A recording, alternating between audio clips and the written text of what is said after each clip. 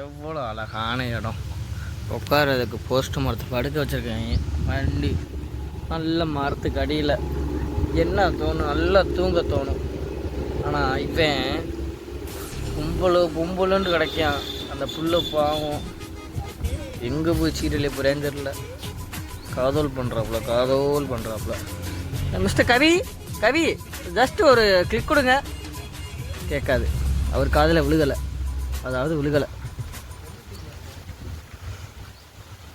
ஏ கவி, ஒரு ஹாய் சொல்கிறா.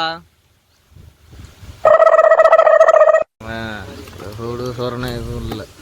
கிட்டத்தட்ட வந்து 3/4 மணி நேரம் ஆச்சு. 3/4 மணி நேரம் பொம்பளை பிள்ளைகிட்ட தான் பேசுகிறேன். தவிர நான் தனியாக உட்காந்துருக்கேன். தனியாக உட்காந்தா நல்லா தான் இருக்குது. நல்ல அமைதியான இடம்.